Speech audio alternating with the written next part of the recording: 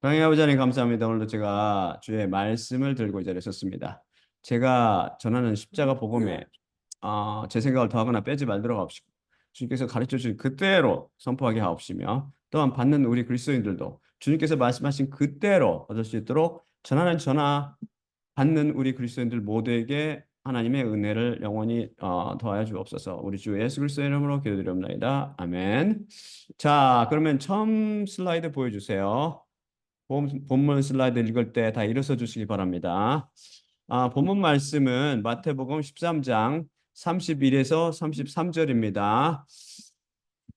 또 다른 비유를 그들에게 그분께서 내려놓으시며 이르시되 하늘들의 왕국은 한 겨자씨와 같으니 그것을 취하여 사람이 그 밭 안에 뿌렸는데 그것이 모든 씨들보다 작으나 그것이 성장되었을 때 식물들보다 커서 나무가 되니 하늘의 새들이 와서 그것의 가지들 안에 주거하느니라. 다 앉아 주시기 바랍니다.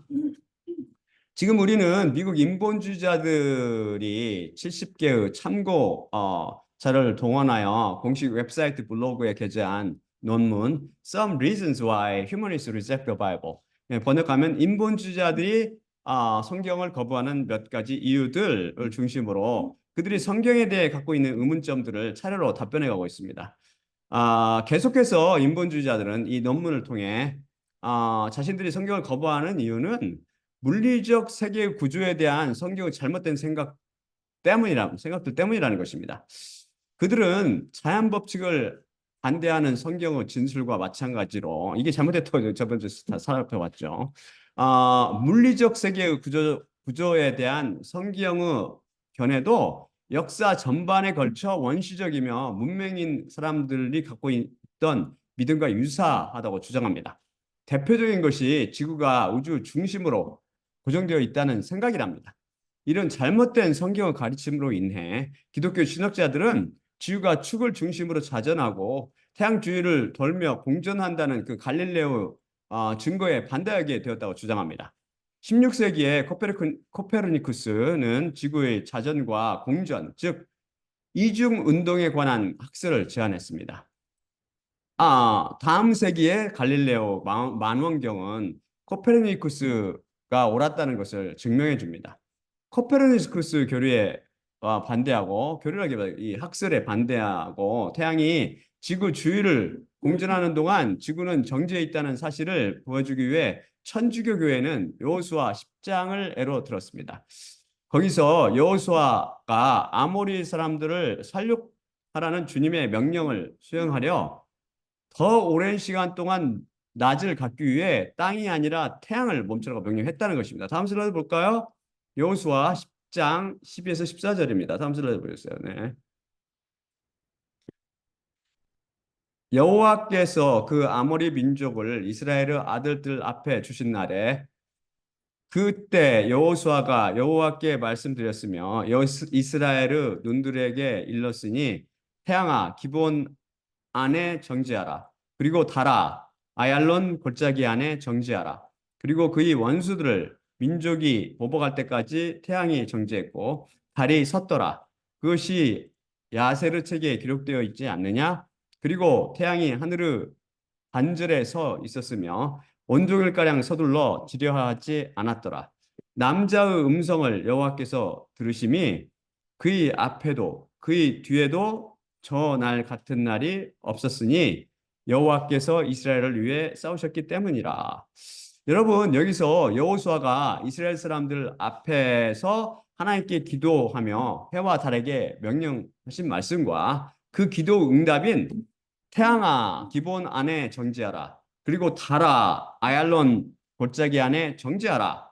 그리고 그 원수들을 민족이 보복할 때까지 태양이 정지했고 달이 섰더라를 통해 지구가 태양 주위를 공전하지 않거나 스스로 자전하지 않는다는 기독교인들의 주장이나 인본주의자들의 주장을 끌어낼 수 있습니까? 그럼 여호수아가 과학적으로 지구야 자전과 태양 주위 공전을 멈추고 달아 너도 자전과 지구 주위 공전을 멈춰라 라고 명령하며 기도해야 합니까? 우리는 흔히 해가 동쪽에 떴네 동해안에서 해를 보니 정말 크구나 혹은 와, 서쪽 하늘에 해가 진다. 석양이 멋있네. 라고 이야기하지. 지구가 서쪽에서 동쪽으로 자전하니 해가 동쪽에 보이는구나. 혹은 와, 동쪽으로 지구가 더 자전하니 서쪽 하늘에 해가 보이네. 석양이 정말 멋있구나. 라고 절대 말하지 않습니다. 물리학을 전공한 과학자들조차도 그런 식으로 말하지 않지요. 우리나 과학자들이 무식하고 비과학적이라서 그렇게 말하지 않나요? 그렇게 말하지 않는 것이 모든 사람들이 이해하기 쉽기 때문입니다. 성경 말씀은 물질 세계나 그 법칙에는 별 관심이 없다고 했습니다. 영적 세계에만 관심이 있으며 동서고금, 남녀노소 그 누구에도 즉 일자 무시구 노인이나 노벨상을 받은 천재나 할 것 없이 모두 성령님의 은사를 받은 사람이 설명해주면 납득할 수 있도록 쓰여져 있습니다. 우리는 갈릴레오나 코페르니쿠스 시절 살던 종교인들, 곧 천주교인들이 성경 말씀을 잘못 해석하여 거짓을 참인 양 고수했다는 것을 알 수 있습니다. 성경 어디를 봐도 소위 비과학적인 부분이 없습니다. 그것은 열린 마음으로 읽느냐, 닫힌 마음으로 편견을 가지고 읽느냐 차이입니다.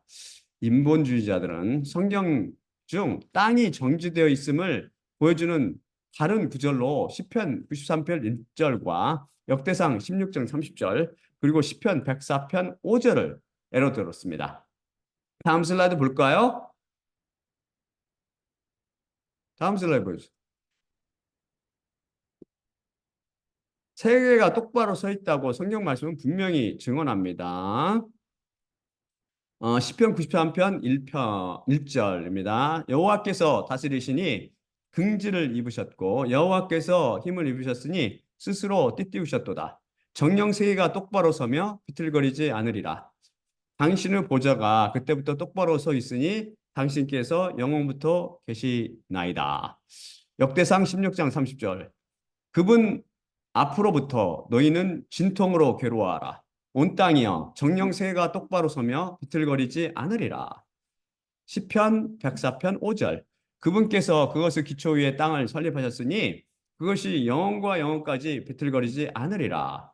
제가 원문을 축자적으로 번역한 말씀을 통해 지구가 움직이지 않는다, 즉 자전이나 공전을 하지 않는다는 과학 이론을 유추해낼 수 있습니까? 지금 읽은 시편 구절들은 다 장차 올 새하늘과 새 땅에 대한 예언의 말씀들입니다. 절대 과학적인 어떤 이론을 말씀하는 구절들이 아니라고요. 세계가 지금까지는 마귀에 의해 비틀거리고 흔들렸지만 다시는 그분께서 새 땅을 설립하실 터이니 영원히 비틀거리거나 흔들리지 않으실 거라는 예언이지요. 특히 역대산 16장 30절을 YLT를 제외한 모든 번역 성경들은 히브리어 hell을 잘못 번역하여 모두 오역했습니다. hell은 be in pain, 즉 고통 안에 있다. 나 be in labor, 즉 분만이나 산통 중이다. 혹은 writhe, 즉 고통으로 몸부림치다. 혹은 travail, 즉 진통으로 괴로워하다는 뜻입니다. 그들은 이것을 tremble, 즉 떨다나 fear, 두려워하다로 오역했습니다. 왜냐하면 이 구절이 바로 환난기, 곧 예수 그리스도 강림 이전을 묘사하는 것을 전혀 몰랐기 때문에 축자적으로 번역하면 말이 안 된다고 생각하여 자신의 이성과 감성으로 말이 되게 왜곡하며 훼손하여 번역한 것이죠. 인본주의자들과 종교인들은 영적 세계를 묘사하고 있는 초월적인 하나님의 말씀을 1차원, 곧 물질 세계의 알량한 과학 이론으로 끄집어 내렸습니다. 하나님의 말씀은 영원히 서 있을 것인데 그 소중한 말씀이 언제든지 변할 수 있거나 곧 사라져버릴 소위 자연의 법칙을 증언하고 있겠습니까? 인본주의자들은 계속해서 역사적 사실을 들며 기독교인들을 공격합니다. 갈릴레오가 코페르니쿠스 학설을 지지했기 때문에 종교재판소는 그를 고문하겠다고 위협하고 그 주장을 철회하도록 강요했으며 감옥에 가뒀다는 것입니다. 또한 거의 200년 동안 천주교는 지구 이종 운동을 확증하는 모든 기록을 정지했습니다. 또한 개신교도 별로 나아지지 않았다고 그들은 주장합니다. 여러 시대에 걸쳐 개신교 중요 분파인 루터교, 칼빈의 장로교, 성경회 등은 코페르니쿠스 학설이 성경에 어긋난다고 비난했습니다. 이것을 통해 종교는 절대 초월적인 하나님의 말씀을 이해할 수 없다는 진리를 다시 한번 우리가 확인할 수 있죠. 우리가 매 시간 확인해서 할 수 있듯이 인본주의자들처럼 천주교나 개신교 등 기독교인들, 곧 종교인들은 성경을 보는 눈이 없어서 성경을 3차원적, 즉 영적으로 보지 못하고 이성과 감성으로 판단하고 헤아려 성경을 왜곡함으로 성경 말씀을 수도 없이 훼손하고 있습니다. 안타까운 일이지요. 이렇게 잘못하고 있는 종교를 여러분은 계속 따라가겠습니까? 역사가 말해주지 않습니까? 그 끝이 무엇일까요? 또한 인본주의자들은 성경 말씀이 기둥 위에 놓은 평평한 지구라는 원시적인 개념을 지지하고 있다고 주장합니다. 제6세기 코스마스라는 기독교 수도사는 물리적 세계의 구조를 설명하는 토포그라피아 크리스티아나라는 책을 썼습니다. 그는 성경에 기초하여 지구가 평평하고 네 개의 바다로 둘러싸여 있다고 말했다는 것입니다. 그러면서 계시록 1장 7절에 나오는 예언이 그가 결론을 내리는 근거가 되었다고 주장합니다. 그럼 그거 한번 볼까요? 다음 슬라이드 보여주세요. 요한계시록 1장 7에서 8절입니다. 요한계시록 1장 7에서 8절입니다. 보라, 그분께서 구름들과 함께 오시노라. 또한 모든 눈이 그분을 볼 것이며 누구든지 그분을 찌른 자들과 땅의 모든 족속들이 자신의 가슴을 치리로다. 그러하리라. 아멘. 나 자신이 알파요 오메가노라. 주 하나님께서 이르신다. 항상 있는 자요, 전에 있었던 자요, 장차 올 자요, 전능자로라. 여기서 예수 그리스도께서 다시 오실 때 모든 눈이 그분을 볼 것이며 라고 증언합니다. 코스마스는 지구가 둥글다면 반대편에 있는 사람들은 그리스도 재림을 볼 수 없을 것이라고 추론했다는 것입니다. 여기서 모든 눈이 그분을 볼 것이며 누구든지 그분을 찌른 자들과 땅의 모든 족속들이 자신의 가슴을 치리로다 라고 말씀이 증언하는데, 그분을 찌른 자들이 지금 어디 있습니까? 동쪽에 있습니까? 서쪽에 있습니까? 로마에 있습니까? 유대에 있습니까? 그들은 지금 음부에 있겠지요. 지구상에 살고 있는 모든 사람들뿐만 아니라 음부에 있는 사람들까지도 예수님의 지상 강림을 볼 것이라는 말씀입니다. 어떻게 그것이 가능하지요? 전능하신 하나님, 곧 에히에 아쉘 에히에 그 하나님께 못하실 일이 있겠습니까? 여호와 예수 그리스도께서 자신을 숨기시고 가리시면 인간들은 물론 마귀들과 심지어 하늘의 천사들도 그분을 볼 수 없게 됩니다. 보이시지 않으시는 것이 그분의 고귀한 특성 중에 하나라고 배웠죠. 또한 그분께서 원하시면 스스로를 일부에게만 나타내 보실 수도 있으시고, 또 원하시면 모든 사람들, 심지어 음부에 있는 사람들에게까지 나타내 보여줄 수 있으십니다. 그분은 전능의 하나님이시기 때문이죠. 다음 슬라이드 볼까요? 이사야 52장 6에서 8절입니다. 이사야 52장 6에서 8절입니다. 그러므로 내 백성은 내 이름을 알리라. 그러므로 그날에 내가 여기 있노라 라고 말하는 자일 것이기 때문이라. 산들 위에서 평안을 선포하고 전하며 좋은 소식을 전하는 구원을 선포하는 자들의 발들이 어찌 아름다운지 시온에 말하기를 내 하나님께서 왕이 되셨다. 내 파수꾼들의 목소리, 그들이 함께 목소리 높였고 기뻐 소리 지르리니 그들이 자신의 눈으로 직접 여호와께서 시온에 귀환하시는 것을 볼 것이기 때문이니라. 여러분, 이것이 무슨 장면인지 혹시 아세요? 여호와께서 더 이상 하늘에 계시거나 우리 인간들의 눈에 보이지 않게 숨어 계신 것이 아니라 내가 여기 있노라 라고 자신을 드러내 보이실 것이랍니다. 그때 우리가 여호와 이름이 무엇인지 알게 된다는 거죠. 이미 우리는 알고 있죠. 예수라는 것을.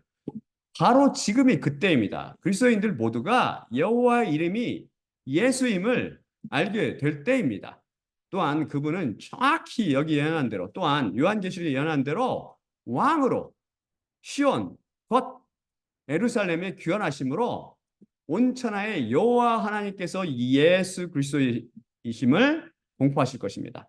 그때 모든 땅의 사람들이, 심지어 예수님을 찌른 자들도 음부에서 이분이 바로 여호와 하나님으로 강림하시는 것을 두 눈으로 똑똑히 보게 될 것입니다. 따라서 요한계시록 1장 7절은 절대 평평한 지구를 지지하는 말씀이 아닙니다.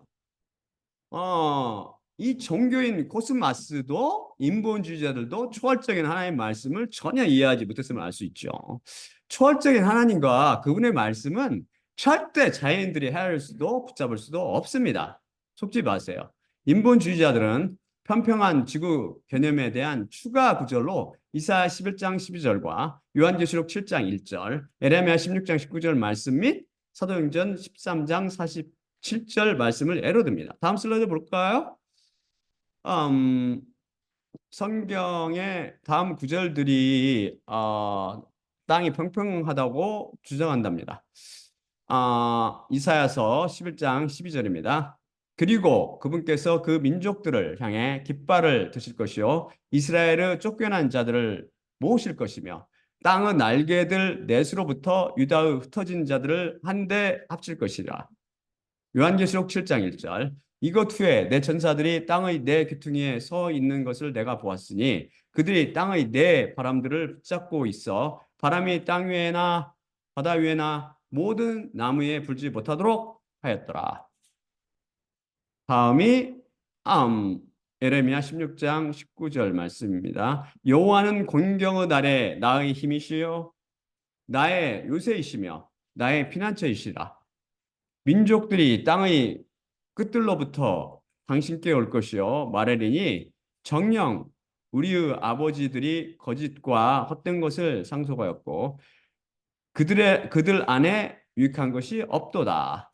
사도행전 13장 47절. 왜냐하면 이와 같이 주님께서 우리에게 명하셨기 때문인데 땅의 마지막까지 내가 구원이 되도록 민족들의 빛으로 너를 내가 두었노라. 여기서 땅의 날개 넷과 땅의 네 귀퉁이란 동서남북 사방을 나타냅니다. 성경 말씀은 동서남북 등 방향뿐 아니라 땅의 끝들이나 땅의 마지막까지라는 지역의 한계를 나타내는 표현을 씁니다. 이런 표현들이 땅이 평평하다는 것을 지지한다고 생각하세요? 성경 말씀들뿐 아니라 우리도 일상생활에서 이런 표현을 쓰고 있지 않습니까? 제가 제 가족에게 매년 동서남북은 물론 땅끝에서부터 많은 사람들이 성지순례하러 이스라엘을 방문한대. 그러니 우리도 언제 가족 여행을 이스라엘로 떠날까? 라고 말했다고 칩시다.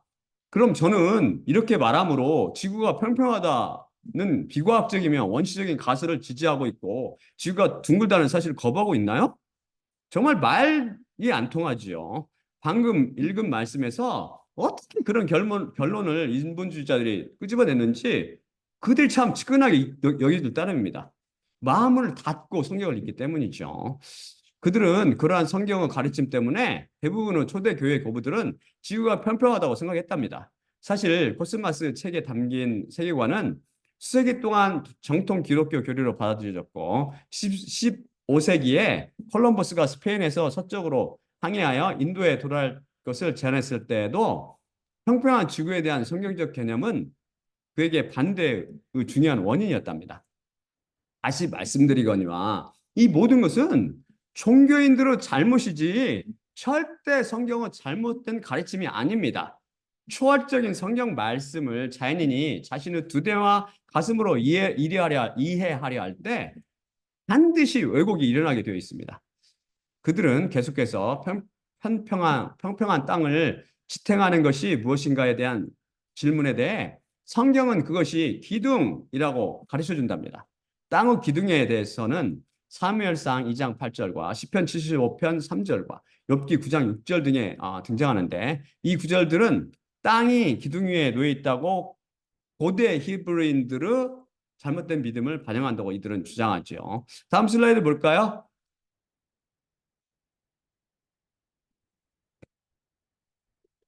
땅의 기둥들에 대한 성경 말씀은 증언입니다. 사무엘상 2장 8절입니다. 빈궁한 자를 흙으로부터 일으키시며 고상한 자들과 함께 앉히시려고 거름더미로부터 가난한 자를 그분께서 높이시리니 영광의 보좌를 그들이 상속하게 하시리라. 땅의 지주들이 여호와의 것이니 그것들의 위에 세계를 그분께서 세우셨도다. 시편 75편 3절입니다. 땅과 모든 그것의 거주하는 것은 흔들리는데 내 자신이 그것의 기둥들을 측량했노라. 욥기 9장 6절. 그것의 장소로부터 땅을 그분께서 진동하게 하시니 그것의 기둥들이 전율하리라. 이 말씀들은 분명 하나님께서 땅의 기둥들을 세우셨다고 증언합니다. 기둥들이라는 표현이 비과학적이고 원시적인가요? 참고로 여기서 저는 히브리어 마츠크를 지주로 아무들을 기둥으로 번역했습니다. 같은 기둥이라는 뜻이지만 단어가 히브리어 단어가 다르기 때문에 한글도 다른 단어를 사용해서 번역한 것이죠. 여러분은 비슷한 단어가 한글로 다른 단어로 번역되어 있음을 발견할 텐데 바로 그런 이유 때문이며 축자적 번역의 원칙 때문입니다. 히브리어나 헬라어 단어에 100% 뜻이 맞는 한글 단어를 찾기는 쉽지 않지만 하나님께서 허락하신 지혜 안에서 최선을 다하고 있습니다. 세계를 지주 위에 세우셨다든지 기둥들을 측량하시고 그 기둥들이 전율, 곧 떨린다는 것이 얼마나 기막힌 과학인지 아십니까? 성경은 시간을 초월하여 모든 이들이 예언자들의 설명을 통해 납득할 수 있도록 이렇게 쉽고 간단하게 비유를 들어 지주나 기둥이라는 단어를 썼습니다. 그런데 이것은 정말 과학적 표현입니다. 그래서 여기서 지주나 기둥은 하나님의 비유이지 실제적인 인간의 건축물 같은 지주나 기둥을 떠올리면 안 됩니다. 비유를 이해하는 것은 성경 해석의 기본입니다. 예수님께서 항상 비유로 말씀하셨고 성경 무지무지 많은 비유들이 등장하기 때문에 이 기본을 모르면 절대 이해를 못하죠. 여러분, 지구나 하늘의 행성 그리고 행성들 그리고 별들이 어떻게 떨어지지 않고 궤도 위에 머물러서 떠 있는지 그리고 그걸 운행하는지 아십니까? 현대 과학에 따르면 그것은 바로 중력이라는 힘 때문이랍니다. 중력이라는 힘을 하나님께서는 기둥이라는 보다 쉬우며 묘사적인 단어로 표현하셨습니다. 얼마나 놀랐습니까? 지구는 중력이라는 힘에 의해 떠받쳐 있는 거죠. 이런 중력이라는 기둥이 없으면 그냥 와르르 무너지는 천체가 과학이 아직 발견했을지도 모르는 다른 힘이 또한 지구를 지지하고 있을지도 모르지만 기둥이라는 단어 하나로 이 놀라운 비밀이 설명됩니다. 여러분, 성경 말씀이 정말 과학적이며 아니 과학의 수준을 훨씬 초월하는 놀라운 것이 아닙니까? 과학은 조만간 없을 테지만 성경은 영원하다고 성경 말씀이 영원. 인본주의자들은 또한 성경이 궁창을 창문이 포함된 견고한 돔으로 잘못 묘사하고 있다고 주장합니다. 그러면서 그들은 성경 말씀이 궁창, 곧 첫째 하늘이 땅을 덮고 있는 견고한 돔이라는 사실을 조장한답니다. 다음 슬라이드 볼까요? 창세기 1장 16에서 17절입니다.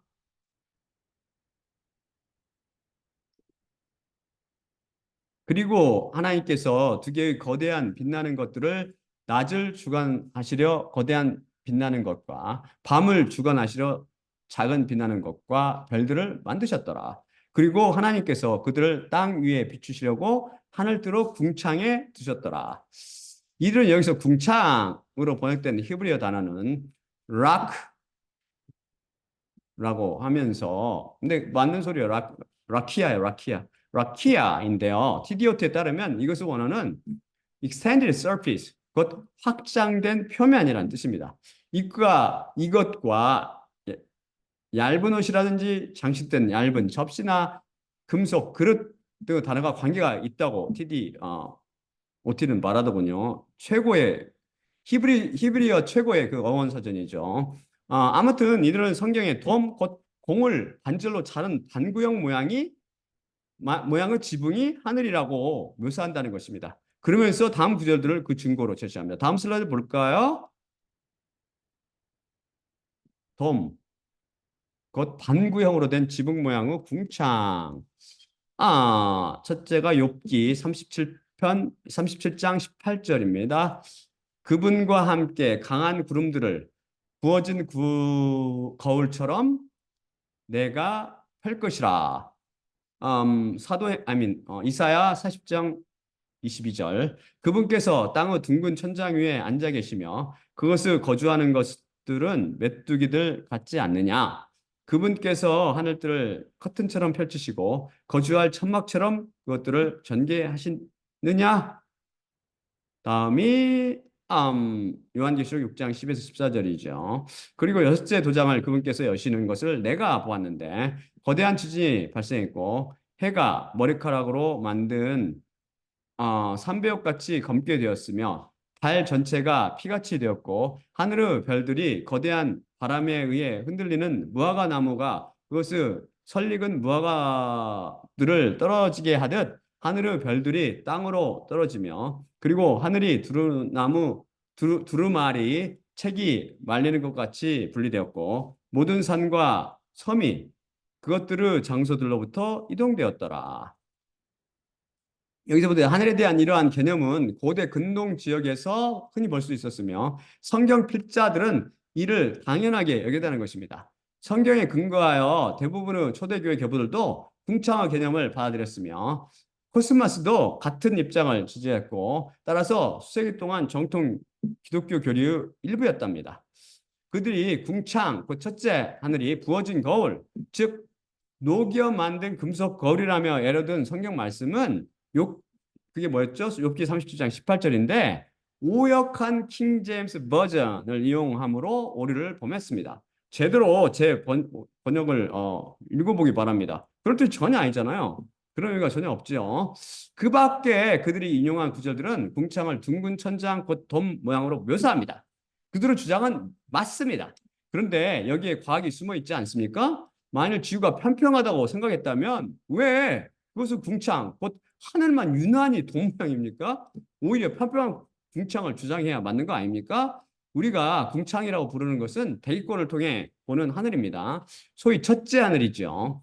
여러분이 지구 대기권 사진을 봤는지 모르지만 한번 찾아보세요. 놀랍게도 구형으로 되어 있습니다. 구형. 그러니 북반구에 사는 사람들, 우리 같은 사람들에게는 궁창이 돔 모양으로 보이고 남반구에 사는 사람도 또한 마찬가지로 자기들의 하늘이 돔 모양이 될 것입니다. 우리 모두는 지구 북반구나 남반구 어느 지역에 국한된 곳에 살고 있습니다. 그것을 고려하면 이런 성경 말씀의 증언이 정말 소스라치도록 놀랍게 정확함을 알 수 있습니다. 제가 찾아보니 그들이 찾지 못했던 곳에도 궁창을 둥근 천장이라고 묘사합니다. 다음 슬라이드 볼까요? 다음 슬라이드요. 돔 모양의 지구 지붕 첫째 하늘 궁창. 욥기 22장 13에서 14절입니다. 그리고 내가 말할 것이니 하나님께서 무엇을 아시리요? 두꺼운 구름 뒤에서 그분께서 심판하실 것이냐? 구름들이 그분께 은신처이니 그분께서 보시지 못하시며 하늘뜨러 둥근 천장에 그분께서 걸으시리라. 그 다음이 잠언 8장 27절이요. 그분께서 하늘들을 설립할 때 내가 거기 있었으며 그분께서 깊은 면 위에서 둥근 천장을 오목하게 파낼 때 내가 거기 있었노라. 놀랍죠? 따라서 정확하게 사실적으로 대기권과 궁창을 묘사하고 있는 성경 말씀은 분명히 하나님 자신이 쓰셨음을 부인할 수 없게 됩니다. 창조주께서 그렇게 만드시게 쓰신 거라고요. 또한 인본주의자들은 성경은 궁창에 창문이 있다고 묘사하는데 이 창문은 하나님의 땅에 비를 내리기 를 원하실 때 천사들이 열어준다는 기독교 주장을 그대로 전했는데 성경 말씀인 창세기 7장 11에서 12절을 인용하였습니다. 다음 슬라이드 볼까요? 창세기 7장 11에서 12절입니다. 창세기 7장 11절 12절입니다. 널 삶에게 600년의 해 둘째 달에 17째 날에 그 달에게 바로 이 날의 모든 많은 기쁨의 샘들이 갈라졌고 하늘뜨러 창문들이 열렸더라. 그리고 그것이 있었으니 그 비들이 40낮과 40밤을 땅 위에 있었더라. 하나님께서는 하늘들의 창문들이 열렸더라고 증언하시며 하늘들의 창문들이라는 비유를 사용하십니다. 이것은 앞에서 살펴본 지주나 기둥처럼 인간이 만든 건물에 붙어 있는 그런 구조물로 받아들이면 안 됩니다. 의학을 공부하는 사람으로 한 예를 들면 인간이나 생물은 수많은 세포로 구성되어 있는데 이 세포에는 세포막이 있으며 세포막으로 쌓여있죠. 이 세포막에는 현미경으로만 관찰할 수 있는 작은 구멍들이 나 있습니다. 이것들은 창문으로 비유할 수 있습니다. 그래서 제가 초등학생에게 사람은 많은 세포들로 이루어져 있는데 각 세포들을 싸고 있는 세포막이라는 것에는 많은 창문들이 달려 있단다 라고 설명해 주었습니다. 그렇게 비유로 설명해 주는 제가 매우 비과학적이며 세포에 대해 전혀 모르는 사람입니까? 이런 말도 안 되는 억지 주장을 안타깝게도 인본주의자들은 제기하며 성경 말씀을 이스라엘 민족의 소라로 깎아내리려 하고 있습니다. 시큰하고 가여울 따름이죠. 저는 첫째 하늘, 곧 궁창 이후 물에 많은 창문 같은 것들이 있어서 궁창 이후 물이 땅 위로 쏟아지는 것을 막았을 것이라고 믿습니다. 물론 노아우 홍수 때 그 창문들이 열리며 지구상에 지구상에 궁창 위의 물이 다 쏟아져서 그 창문들도 다 사라졌죠. 하나님께서는 그것을 이제 지금 우리가 볼 수 있는 거는 그런 궁창의 물은 안 보이고 구름들만 보이잖아요. 그것을 인간들이 이해하기 쉽게 비유로 창문이라는 단어를 사용하신 것이죠. 그들은 물리적 세계에 대한 추가 오리로 에레미야 51장 34절은 용의 존재를 언급하고 이사야 34장 7절은 유니콘, 곧 일각수라 불리는 흰색 말 모습을 하고 사냥의 수염을 가지고 있으면서 이마에 그 뿔 하나 달려 있는 그 유니콘 아세요? 그 상사와 동물을 언급하며 이사야 11장 8절은 파크트리스라는 이게 노래 보기만 해도 사람이 죽는다는 그런 절소상어 뱀을 언급한다고 주장합니다. 그래서 이 구절들은 중세 시대의 많은 박물학자들이 그러한 신화 속의 생물이 실제로 존재한다고 생각하게 만들었답니다. 다음 슬라이드 볼까요? 성경 속에 전설 속 동물이 등장한다고요? 다음 슬라이드 보여주세요. 다음 슬라이드. 등장한다고요? 자, 에레미야 51장 34절입니다. 느부갓네살 바벨론은 왕이 우리를 먹었고 우리를 쳐부쉈으며 빈 그릇으로 우리를 내려놓았도다.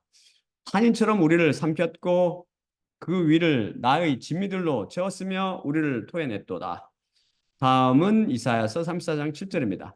야생수소들이 그들과 함께 내려갈 것이요 황소들이 강한 것들과 함께 내려가리라. 그들의 땅이 피로 인해 흠뻑 젖을 것이요 그들의 흙이 기름덩이로 인해 살찌우리라. 다음이 이사야서 11장 8에서 9절입니다. 젖먹이가 독사의 굴 위에서 돌며 젖된 아이가 그의 손을 복뱀의 속을 위에 뻗으리라. 모든 나의 거룩의 산에서는 그들이 해를 끼치지 않으며 그들이 파괴하지 않으리니 여호와를 알미 바다의 물들이 덮음같이 그 땅을 채우기 때문이라. 여러분 여기서 용이라든지 유니콘이나 카크트리스가 보입니까? 제가 축자적으로 번역한 성경 말씀 중에는 그런 단어가 전혀 등장하지 않고 대신 탄인과 야생수소와 복뱀이 등장합니다. 인본주의자들이 오역된 성경인 킹 제임스 버전을 이용했기 때문입니다. 얘네들이 킹 제임스 버전을 싫어하나 봐요. 그런지. 사실 킹 제임스 버전은 엄청나게 많은 오역이 있죠. 다른 성경들도 많지만 킹 제임스 버전이 더 많은 것 같아요, 기분에. 여기서 탄인으로 제가 히브리어를 그대로 표현 포기한 단어는 바다 괴물로서 욥기에도 이와 비슷한 것이 등장하며 이것은 분명히 있단 말입니다. 이 탄인이라는 것은 성경에 분명히 있으면 분명히 있는 거라고. 바다에 살았던 그 무시무시한 공룡이나 거대한 다른 동물로 추정됩니다. 실존했던 그 욥기에 등장했던 것들도 다 이상하게 오역했지만 그게 아니고 실제로 공룡을 묘사하고 잘 읽어보면 정확히 공룡을 묘사하거든요. 실존했던 생물들입니다. 다. 지금도 바다 깊숙이 어디에 숨어 있을지 모르죠. 성경 말씀에는 절대 거짓이나 오류가 없기 때문입니다. 여러분은 이제 성경 말씀이 저절로 믿어집니까? 그들은 또한 레위기 11장 19절에서 박쥐를 세라고 잘못 분류하고 있다고 주장합니다. 다음 슬라이드 볼까요? 다음 슬라이드 보여주세요. 성경은 박쥐를 세라고 분류하나요? 레위기 11장 19절입니다. 11장 13절에서 19절 사이인데요. 제가 1분만 번역했습니다. 이것들을 나는 것들 중에서 너희가 혐오할 것이며 그것들은 먹히면 안 될 것이니 그것들은 가증한 것이라. 독수리와 콘도로와 물수리와 이게 레위기 11장 13절이고 쭉 중약에서 황새와 그것의 종류인 외가리와 오디세와 박쥐를 너희가 혐오할 것이라. 이게 레위기 11장 9절이죠. 제가 축자적으로 번역했듯이 히브리어 원문은 of God flying things 번역하면 나는 것들이라고 말하지 킹제임스 버전이 잘못 번역했듯이 birds 그 새들이라고 말하지 않습니다. 박쥐가 나는 것들 중 하나잖아요. 요새 박쥐는 땅에서 쥐들처럼 뛰어다니나요? 인본주의자들은 또다시 종교인들이 오역한 성경을 인용함으로 잘못된 주장을 하고 말았습니다. 그들은 다시 레위기 11장 5에서 6절은 바위 너구리와 산토끼가 책임질한다고 잘못 기술했다고 지적합니다. 다음 슬라이드 볼까요? 바위 너구리와 산토끼가 책임질 하나요? 이것은 레위기 11장 5에서 6절이죠. 그리고 바위 너구리를 너희가 먹지 말지니 왜냐하면 그것은 책임질 감을 씹지만 발굽이 갈라진 발굽을 갖고 있지 않으리니 그것은 너희에게 부정하노라. 그리고 산토끼를 너희가 먹지 말지니 왜냐하면 그것은 책임질 감을 씹지만 발굽이 갈라진 발굽을 갖고 있지 않으리니 그것은 너희에게 부정하노라. 현대 과학에 따르면 바이너구리와 산토끼는 새김질을 하지 않습니다. 그럼 성경이 잘못을 범한 것인가요? 아닙니다. 이것은 성경 말씀의 오류가 아니라 인간의 책임질에 대한 정의와 하나님의 책임질에 대한 정의가 다르기 때문입니다. 인간의 책임질의 국어사전적 정의는 제가 찾아보니까 한 번 삼킨 먹이를 다시 개워내어 씹음 또는 그런 일을 의미하더라고요. 하지만 하나님의 책임질 정의는 한 번 먹은 먹이를 바로 삼키지 않고 입안에서 계속 되풀이해서 씹음입니다. 맞습니까? 맞아요. 그게 하나님의 씹음의 정의 아니면 책임질의 정의라고요. 하나님의 단어의 정의와 인간의 단어의 정의가 다른 또 다른 대표적인 것이 바로 나병에 대한 정의입니다. 여러분이 레위기를 읽어보면 하나님은 나병의 정의가 인간 의학의 정의와 많이 다르다는 것을 알 수 있습니다. 하나님께서 정의하시는 나병은 인간뿐 아니라 의복이나 가죽, 심지어 집에도 들 수 있습니다. 하나님께서는 분명히 의학에서 말하는 한센스 디지스, 즉 나병을 의미하시는 것이 아니죠.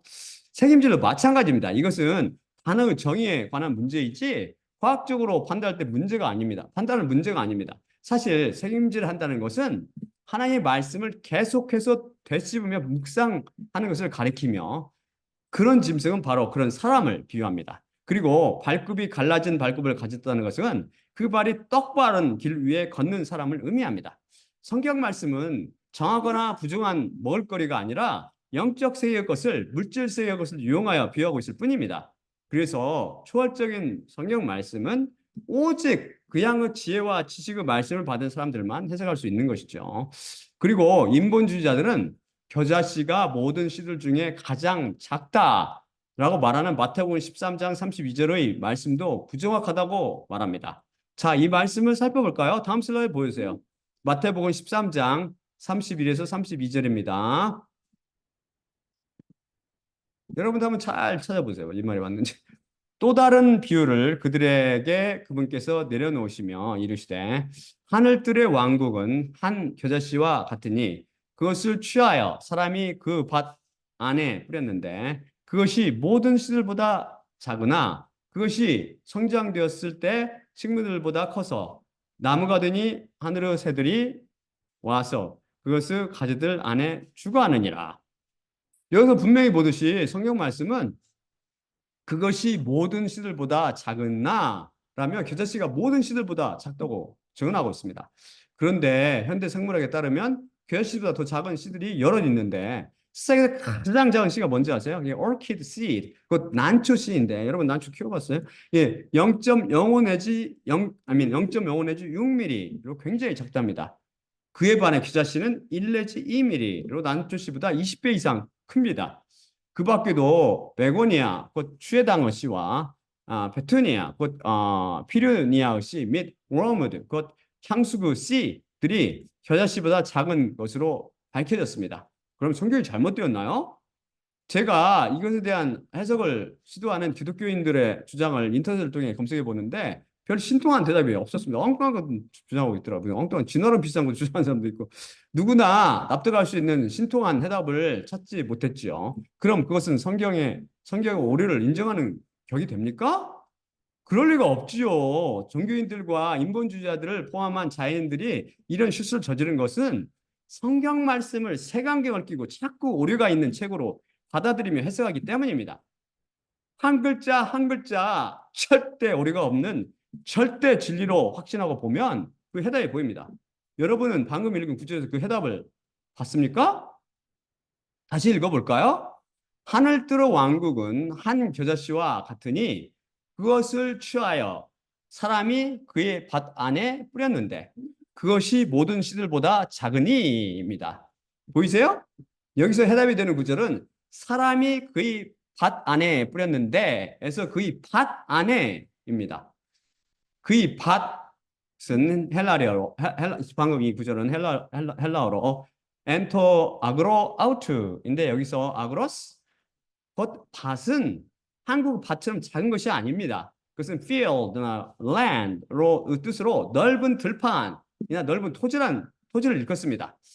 거기에 그 사람이 어떤 사람이 겨자씨도 심고 포도나무도 심고 무화과나무도 심고 고구마, 감자, 옥수수, 참외 등도 심고 기타 등등 농작물과 식물을 심었을 것입니다.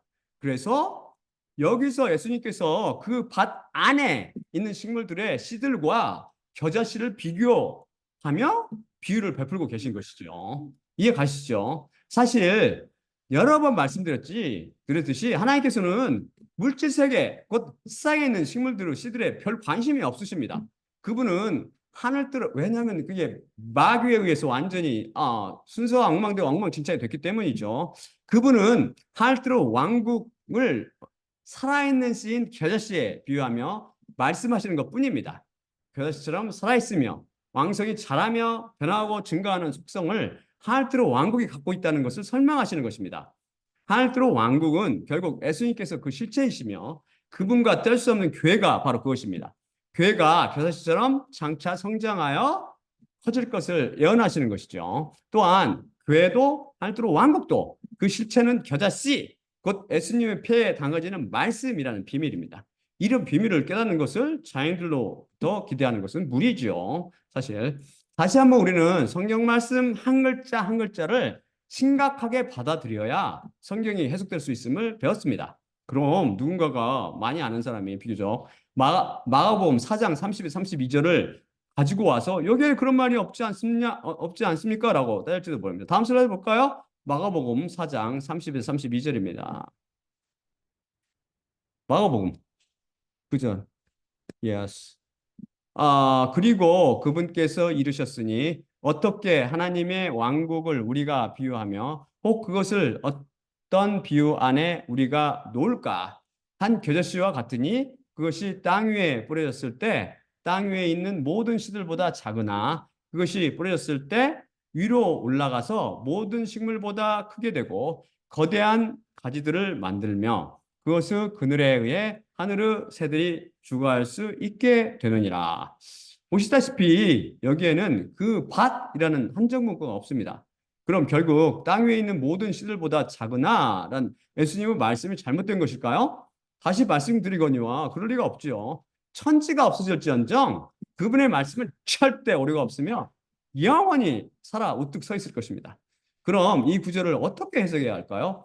이것은 3차원적으로 해석해야 합니다. 이 구절을 시간 순서 사복음서에 따라 제조합해 보면 이 마가복음 구절과 방금 읽으면서 배운 마태복음 구절을 예수님께서 같은 시간에 말씀하셨음을 알 수 있습니다. 관점을 어떻게 보느냐에 따라 약간 다른 기록을 했을 뿐이지 동일한 시간에 예수님께서 하신 말씀이며 서로가 서로를 설명해 주고 있습니다. 즉 예수님의 부활의 기사나 사흘 회개 사건을 이해하듯 한 성경만 보면 안 되고 3차원적으로 종합해서 봐야 합니다. 이들 말씀 전이 바로 마가복음 4장 21절에서 29절이며 이들 말씀에 이어지는 구절이 마태복음 13장 34절이고 그 다음이 마가복음 4장 33절입니다. 놀랍죠? 여러분도 한번 해보세요. 그래서 바로 여기서 말하는 마가복음에서 말하는 그 씨들이라는 것은 바로 그 사람의 그 밭의 씨를 말하는 거죠, 결국은. 인본주의자들은 세상에는 관심이 없다, 하나님께서는. 자연세계, 물질세계. 인본주의자들은 마지막으로 창세기 11장 1에서 9절을 예로 들며 하나님께서 인간이 하늘에 닿을 만큼 높은 탑을 쌓을까봐 두려워서 인간의 언어를 혼잡게 하셨다는 것을 믿는 것은 과학에 어긋나며 터무니없는 우스운 일이라고 호소칩니다. 이것이 소위 바벨탑 사건이죠. 이것은 이들은 이것의 영적 의미를 전혀 몰라서 초월적인 지혜의 하나님을 비웃고 있는 것입니다. 인류가 한 언어를 계속해서 사용했다면 정확히 하나님께서 예언하셨던 일이 일어났을 것입니다. 그리고 결론은 결국 뭐죠? 파국, 곧 인류 종말로 마무리되었을 것입니다. 죄인이 가는 길은 딱 정해졌어요. 항상 그건 멸망, 곧 사망입니다. 다른 길이 없다고. 다른 길이 하나님 없이는 사람이 가는 길은 사망으로 딱 정해져 있단 말입니다. 언어가 하나로 통합되므로 그 길이 훨씬 그 끝이 훨씬 더 빨리 왔을 테니까요. 지금 인간들은 영어를 공용어로 쓰고 또 인공지능의 도움으로 언어를 극복하여 다시 바벨탑 쌓기에 분주합니다. 그래서 여러분 좀 조만간 보면 알겠지만 결국 바벨론의 멸망이 눈앞으로 다가오게 된 것입니다. 인본주의자들이 비웃은 것과 별개로, 비웃은 것과는 달리 언어는 절대 진화하며 발전하는 것이 아니라 그저 시대에 따라 조금씩 변화함을 언어학자들이 밝혀냈습니다. 그 언어 근원을 인간들은 모르지만 우리는 하나님이심을 오류 없는 절대 진리 성경 말씀을 통해 확신합니다. 그럼 계속해서 다음 시간에도 인본주의자들의 의문에 답하기로 하고 여러분은 오늘도 다시 한번 성경 말씀이 초월적인 하나님의 말씀이라는 진리를 깨닫게 되셨기를 바랍니다. 자, 그럼 마지막으로 고린도전서 11장 23에서 26절을 읽고 마치겠습니다. 내가 너희에게 전한 것은 주님께 받은 것이니 곧 주 예수님께서 잡히시던 밤에 떡을 취하시고 감사하시며 떼어 이르시되 이것은 너희를 위하는 내 몸이니 이것을 행하여 나를 기억하라 하시니라. 19회 또한 그와 같이 잔을 취하시고 이르시되 이 잔은 내 피로 세운 새 언약이니 이것을 행하여 마실 때마다 나를 기억하라 하시니라. 그러므로 너희가 이 떡을 먹으며 이 잔을 마실 때마다 주님의 죽으심을 그분이 오실 때까지 전파할지니라. 예수님의 몸과 피로 상징된 떡을 떼며 잔을 마실 때마다 십자가를 통해 일자무 성경 말씀을 증언하고 계시는 예수님만 바라봅시다. 또한 나의 십자가를 기억하고 내가 다시 올 때까지 이를 전파라고 말씀하신 예수님과 그분의 죽으심을 기억하고 전하며 절대 거짓없는 신실하신 말씀에 의지하여 우리의 삶을 온전히 예수님께 맡기고 십자가를 지고 그분만 따라갑시다. 자, 그러면 기도하고 마치도록 하겠습니다.